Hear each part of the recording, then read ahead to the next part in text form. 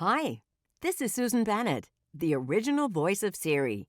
Here's what's coming up today on another great episode of On the Nose with Randall Kenneth Jones, the new Jones Show podcast. I was doing these reinvention retreats because I was finding so many people in my age group, baby boomers, who were just tired of what they were doing. They hated their jobs. The kids were leaving. They broke up with their husbands, and they were just in transition and freaking out about it. And I was like, girl, this is the time. Congratulations, you just got fired. Now you can do what you really want to do. Thank goodness those kids are out of the house. Loneliness, are you kidding me? So look at all of these new things you can do. You can online date. You can write a book. You can, life is not over. If you believe that everyone you meet knows something you don't know, then you're ready for the next bold evolution of the Jones Show podcast. On the Nose with Randall Kenneth Jones introduces you to people who are in the know and ready to share their special brand of know-how with you. From artists, authors, and activists to entertainers, educators, and entrepreneurs, On the Nose will elevate your ability to influence the world we share. Here's the host of On the Nose, Randall Kenneth Jones. So I have been known to name drop. I have been known to name drop because I met a lot of people. I have name dropped your name before. I mean, a few times. Okay. Yeah. Well, I met this lovely young woman named Maria and her absolutely precious, I think he was like 3 years old, 3 or 4-year-old little boy. And he walks in and I'm seeing this. I mean, I want to be the Pied Piper. He's just so precious. And he's carrying a Curious George book. He's carrying, and so you know where this is going. So I get all excited thinking I'm going to name drop that I know Professor Wiseman from Curious George. He did not respond. He did not know who I was. He was not. He did not. I know. You know what? It's hard for 3-year-olds to understand that there's a voice, a human behind that cartoon because they just don't get that. I had a young lady, had a 3-year-old, and she was like, "This is Professor Wiseman." I said, "That child is never going to understand that." I said, "Close your eyes," I said to the little boy. And I said, "Hello, George. Would you like to go to the museum?" And he went, "Yes." Then he knew.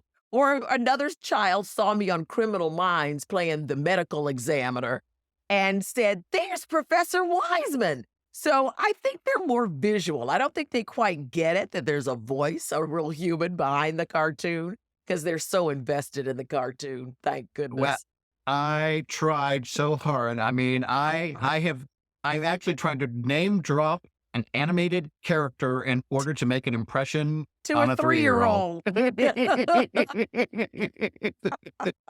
And you do respect that a little bit, don't you? You do respect it a little bit. I really do. I really do. In fact, it's so funny because I do cameos, whenever I send messages in the voices of my characters. And I've got to make a little video this afternoon for 3-year-old twins who are in love with Professor Wiseman and Curious George and the Man in the Yellow Hat. So it's the things we do for our audience. But well, that's kind of what we're going to talk about today because you're busy. This is a year for you, Rolonda Watts. This is a year. Professor Wiseman aside, Emmy winner.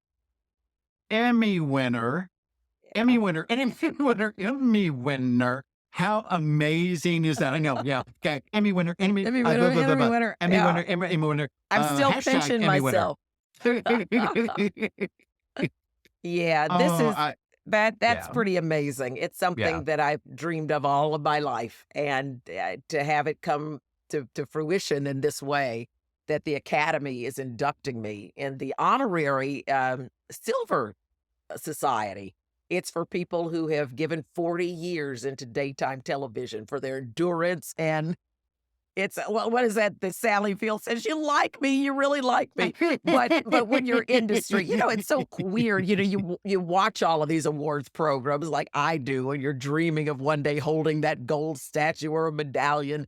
And you just wonder, maybe my day has passed. Maybe that just won't happen. And somehow it does. And Randall, why I'm so honored by this particular recognition is because it's not just for my talk show or being a talk show host or doing live news coverage or being part of a show. It's for all of that, including my voice acting work on Divorce Court and Judge Joe Brown and Sherri and all of that. So daytime television, from the soap operas I did on Days of Our Lives and Bold and Beautiful to the talk shows and the voice acting, even daytime with the cartoons.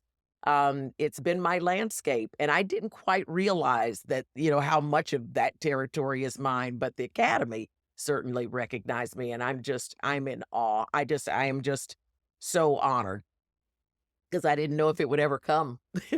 Well, I am thrilled for you. I Thank you. was squealing when I saw the post. I'm so happy. And then you've got a brand new TV show that's actually not in daytime. It airs at night. I'm coming in nighttime too. Yes, You're taking over the world. I'm minding my business, you might say. And that's the name of our sitcom, Mind Your Business. And it's a Bounce original series. And it's one of those good old family comedies. We deal with some really tough issues. We really go there. We dive deep into some really deep issues that families deal with. But then all of a sudden, we'll turn around and there's a great joke and the humor is back. And no matter what the Williams family goes through, it's all about love. And I play the matriarch of this zany family. And it's really fun to be able to bring back family comedy like the Fresh Prince of Bel-Air and all of those, or the Cosby Show even, where you had a family, a real working family with its quirks and its craziness and all of that love that goes with it. So we're hoping to bring that kind of mode back. I got Family Matters without Urkel. Yeah. And I'm not criticizing Urkel at all, but Family Matters was a show designed to not be dominated by one character. And that's kind of what I got out of it. I was also pretty stunned at how quickly the cast really seemed to jive with each other. How that first scene in the first episode is breakfast. And everybody, the whole cast is introduced at one time. And y'all are nailing it. I mean, to have that kind of connection and to be able to and the one-liners and going back and forth and doing it so quickly, and also doing it up against Lucille, because Lucille's not someone I mess with. When Lucille's in the room, everybody knows Lucille. Mama means business here. I mean business. You know what's so interesting, Randall, is that we really did bond. We're still bonded. I feel as if we are a little nuclear family outside of our own families. I mean, they're all married and everybody's got their own life. But when we come together, we are the Williams family. And I was saying in one of the promos that we were doing for the show, that when I'm walking around set, nobody calls me Rolonda. They all call me Auntie.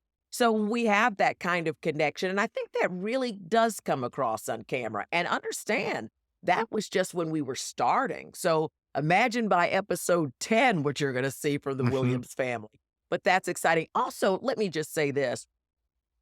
The executive producer and director is Bentley Evans. And if you don't know who Bentley Evans is, think Jamie Foxx show, Martin Lawrence. This man has done some of the greatest comedies that are out there. So to be able to work with Bentley, who is very much a stickler for getting your acting chops and getting those lines down, but then after we do one take of, getting it straight just the way the writers wanted it, then he says, now go have fun.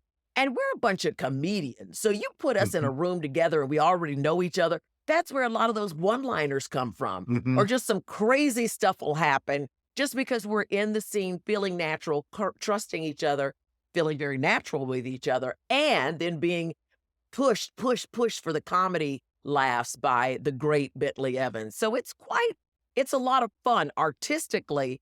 and just having a wonderful group of people to work with. It's a blessing, and it's a I series regular role, Randall. it's more than regular big. I mean, she's, Lucille is in the show. Now, I Yeah. have one wish. I'm just going to put this out there. Assuming if Lucille has a sister, I'm calling on the programming gods to give me Jennifer Lewis as Lucille's sister. Oh, I know. Yeah, you know that one. Yeah.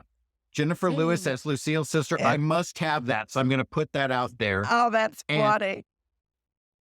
tell me, what have you learned from Lucille, from the character you play? Because I know you think about all this stuff. I know you do. You and I Yeah. both do.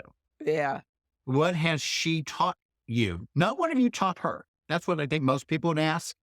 How is she Yeah. like you? I want to know what she has taught you, because she's not you. No, she's No, she's not. not you. No, she's not. But what she's taught me is that you can't let these children get away with everything. That they have to know that they have to know their history. How are they going to survive? That one episode that we do where Lucille cannot believe that the children don't know who Martin Luther King is, or Mhm. Sojourner Truth, or Harriet Tubman. I mean, one of the kids thought that was the person who invented the tub.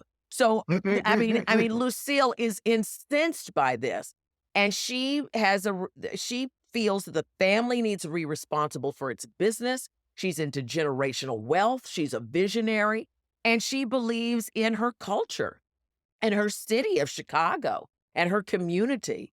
And as a event planner, the whole premise of the show is that Lucille has had this wonderful lounge establishment that's been very much part of the Chicago social scene. And times get hard. And all of a sudden, the family's got to make some decisions. How are we going to save this family business? And Mhm. Lucille is not going to sell it because it represents 3 generations of families. And Black folks need to know about generational wealth. So that's what she's all about.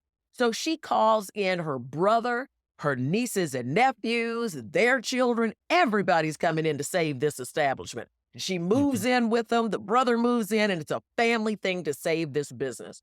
And so in that, it's also saving your culture. And the stuff that folks my age believe in. We baby boomers are a whole different breed, Randall.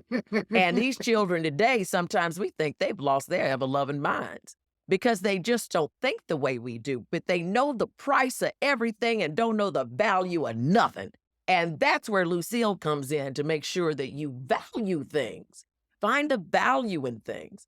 And I think that also I've learned from Lucille to be gracious. She's sometimes a bull in a china cabinet, but at the same time, she's humble and she apologizes. Mhm. She's one of those people. She's not the big mama who's just not going to talk to you and give you the silent treatment. No, she thinks about it because the love in her family is tantamount to anything. And that we, as crazy as we are still family and we still love each other. And she's tough on her nephew's wife. She says stuff like, well, if you'd act more like a stay-at-home wife more than like a wife that just stays at home, I wouldn't have so much to do around here. And then later she realizes she is really putting way too much pressure on this young Mhm. lady, and it's unfair. And just because you're going through your stuff doesn't mean you have to blah, blah, on somebody else. And she goes back and she apologizes. And I think that's a beautiful thing to see in a family. The apologies were so welcome and almost non-existent anywhere on television. Mhm. But I'm going to be very honest with you, and you know I am. When you were doing this segment on Black history, I didn't know all of the answers. I know. It's not taught, Randall. No, it's And if not. we It's don't not. teach it in our homes, where are the children going to learn it? I didn't know this stuff until I went to an HBCU, Spelman College. Mhm. I had no idea the contributions that Black people had made in this country. I was the Mhm. only Black that went to my high school that was founded in 1772. I can tell you everything about Ben Franklin and the Pilgrims.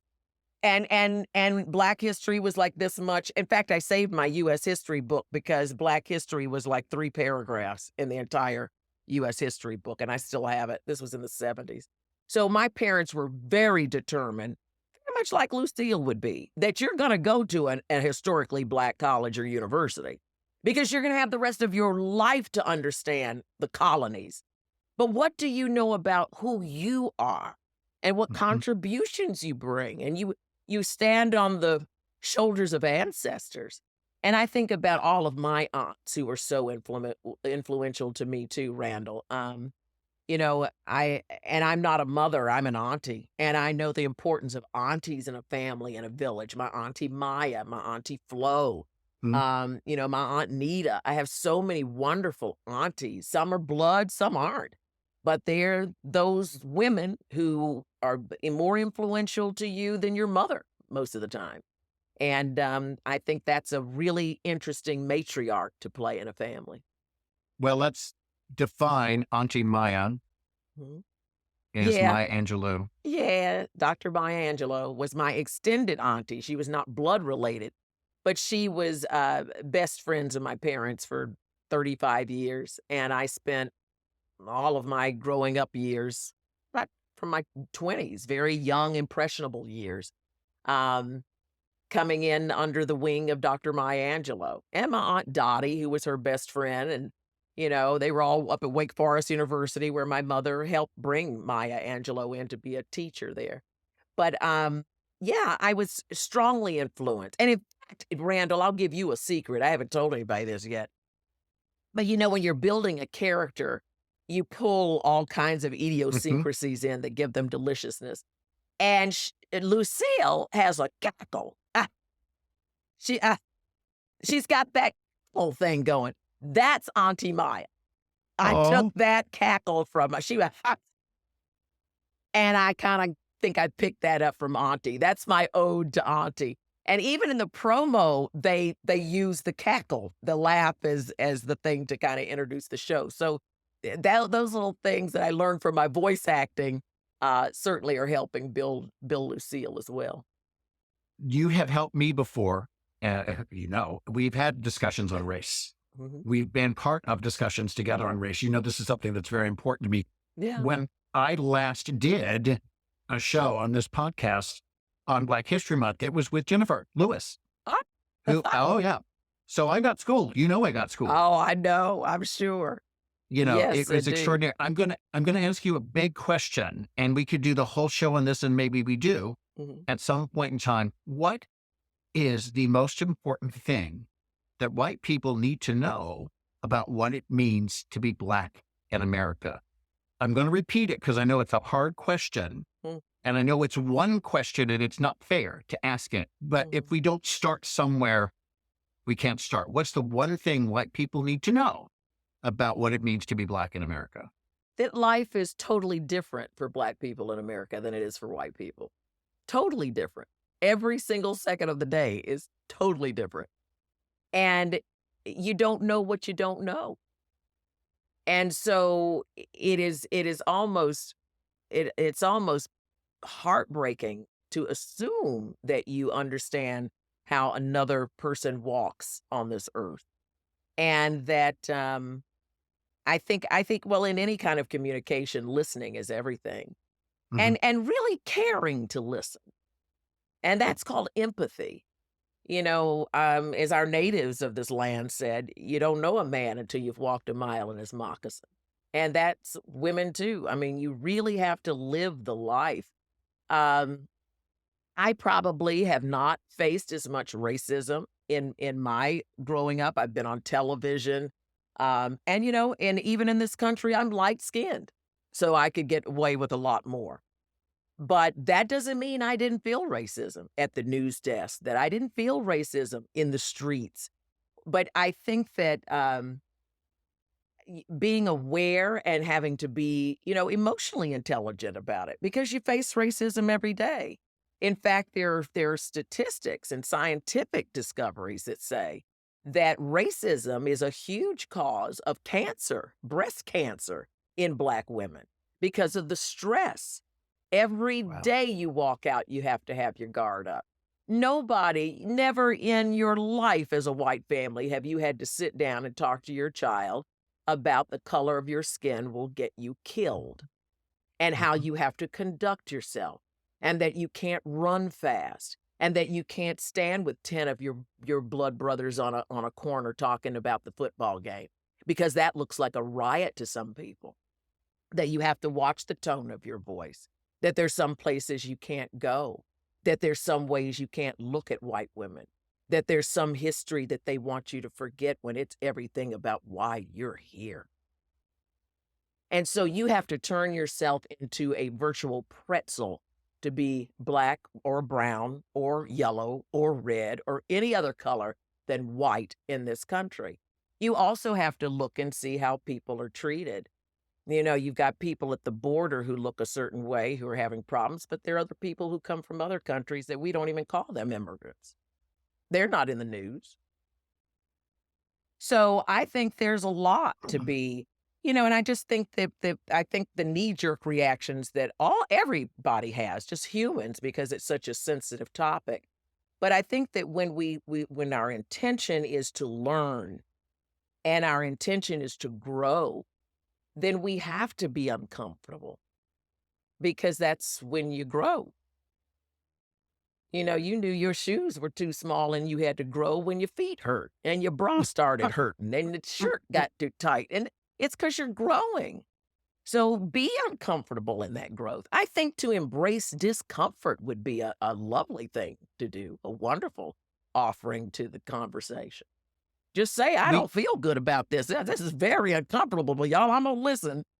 I don't have to agree with everything, but I have to listen. I have to learn. I have to learn to listen to this thing, because it's never going to go away. And nobody's blaming anybody, really. Yeah. They're just saying the truth of what it is.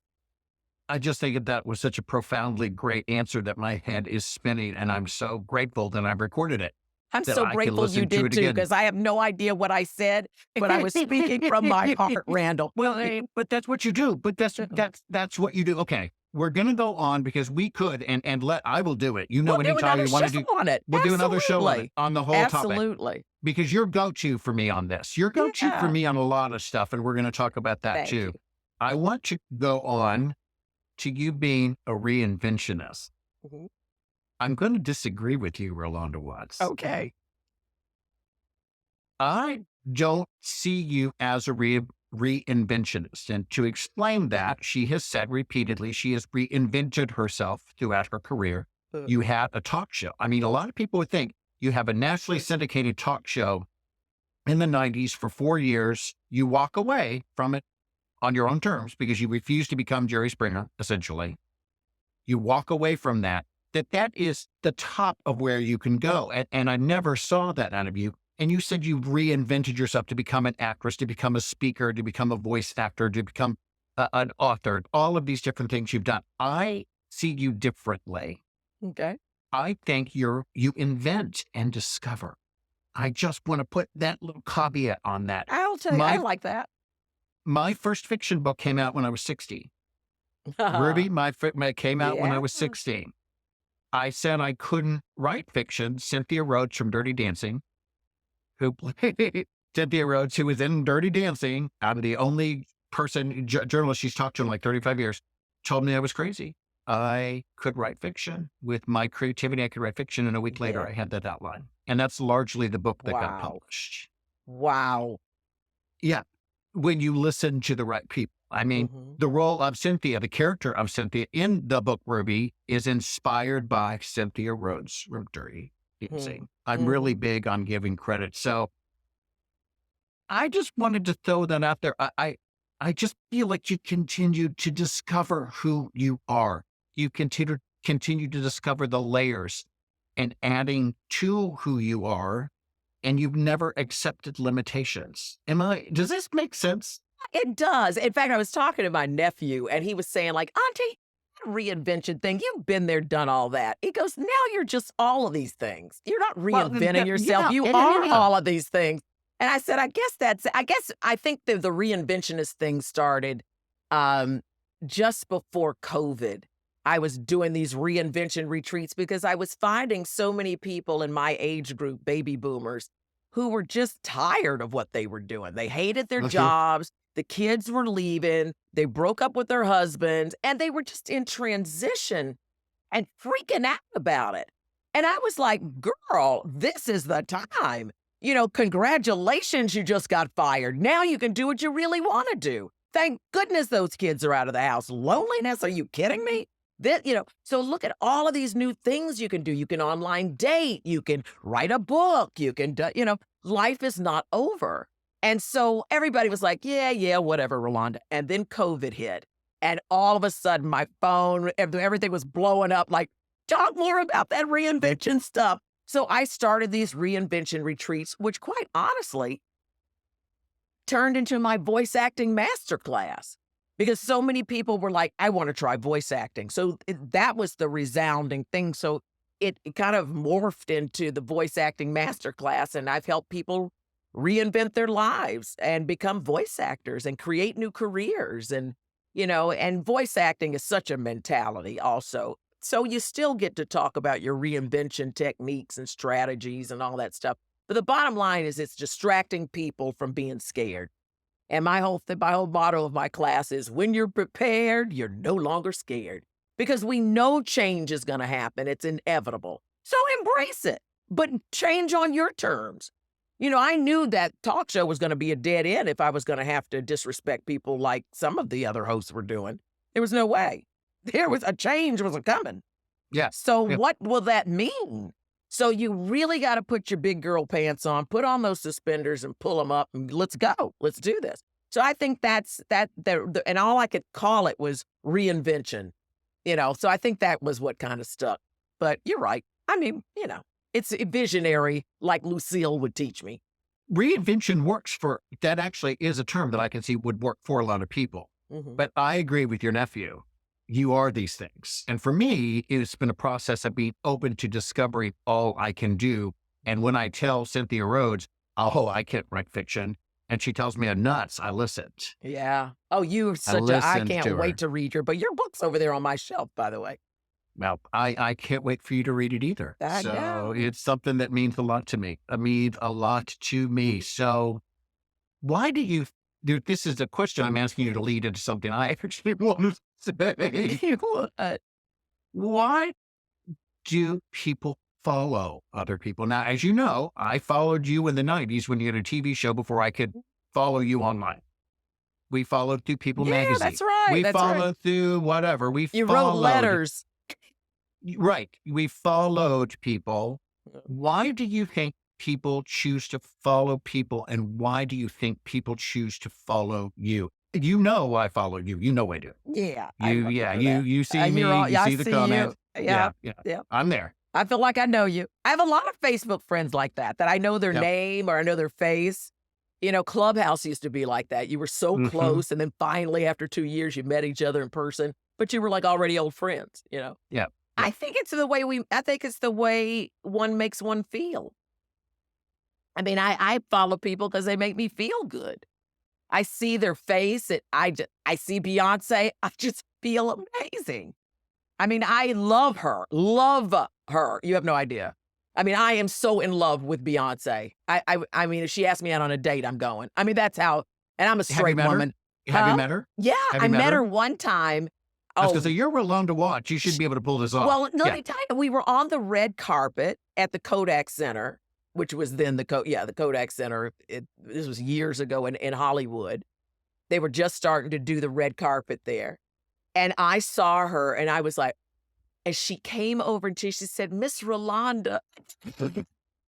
She said, Miss Rolonda, I love you. And I just hugged her and I was like, Beyonce. She was not as huge as she is now. She was just starting.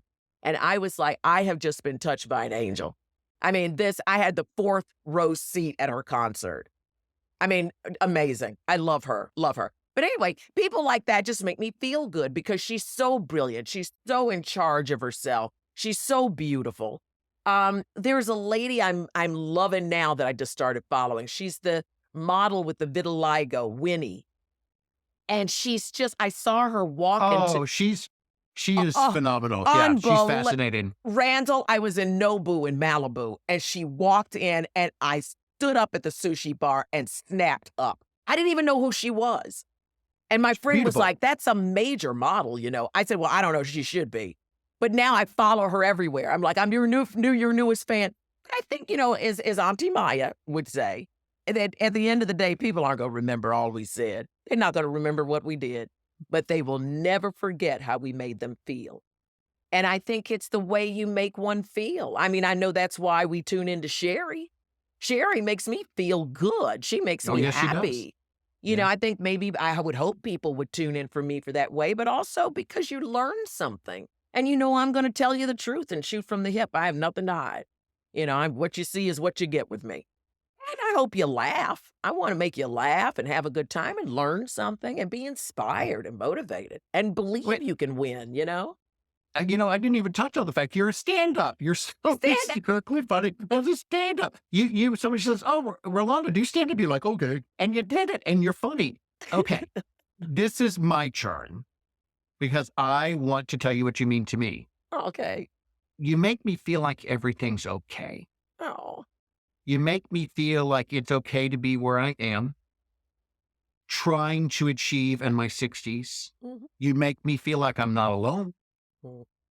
You and I haven't given up. We're not done. We have things to do and people to impact and a legacy to build. I feel calmer because I don't feel like I'm racing the clock. It is going to happen in its own time. I know. That's the toughest thing. Says the man to a woman who just got her Emmy. It's going to happen in its own time. I know. All I can be is me, and you make me feel comfortable being me. Here you've done that. You've been on the show before. We've texted before. Every interaction I've had with you, you just make me feel comfortable as me. And Rolonda, I'm not just saying this. I'm telling you the truth because I actually really do follow you. I know. I really do listen. And that's why it's so special to me to be able to feature you here, to tell everyone, Rolonda.com, Rolonda. I have misspelled it once. And so O in the middle. I misspelled it once and I wrote back on it, Rolonda, I misspelled your name. And I go better, Rolonda, Rolonda.com. Mind your business. The new TV show, Emmy winner. You were really special to me. And I really wanted to say that. And I want to thank you on behalf of one of the people who has benefited from your irresistible charm on 40 years on daytime television. I'm one of those people, and we're very grateful. So thank you. We could go on forever. I have one last question. Yes. I know we could do this a very long time. We'll just keep doing them. No, I'm really to the point with the show when I find the people that I feel speak to me and who really represent who I want to be, I am having them back more and more because it's something that I really, really want to do. But I have a question. Well, you're so smart and you're so good at this and you make us feel so comfortable and it's a great conversation. You keep doing what you're doing. Well, you're very kind, but I just love you. I feel so grateful that I get to do it. And you know what I mean. That's a huge part of what I think makes Rolonda happy with where she is. We're just grateful we're relevant. We're grateful that we get to do it. We're grateful that we get to be the students. And there's other students. My audience is a student. Your audience is a student. But I'm the first student and you're the first student. That's right. Right? That's right. Yeah. We're learning as we go. Learning as we go. Yeah. My last question for you, because I rebranded the show On the Nose, KNOWS, On the Nose. I like that, by the way. Yeah. With Randall Kenneth Jones, I'm going to ask you my last question. Rolonda Watts, what do you know? What do I know? I know that if you really stay positive and you believe in yourself and you visualize and even have a little touchstone or something to keep it real, that you can make anything happen. That the universe is really on your side. If you have a dream and you believe in yourself and you visualize and maybe even have a touchstone, something. I had a New York City subway token I wore around my neck as a little girl to help me get to New York. I had a postcard that said Hollywood that helped me get to Hollywood. Whatever it is that you could manifest your dreams, you can make anything happen if you believe in yourself. and believe and stay positive and know that there's nothing out here that's going to eat you up. That if you believe in yourself, you can make anything happen. Anything happen. If you believe and have faith in yourself, and I hope something bigger than you, but that's your business. But I do believe that with a lot of positivity and faith in yourself, that you can make anything come true. If you can see it, then I'll see it. For more information, visit onthenose.com. Please be sure to follow On the Nose with Randall Kenneth Jones on YouTube and subscribe on your preferred podcast platform. For On the Nose, I'm Susan Bennett, the original voice of Siri. And yes, I know. Do you? If not, see you next time.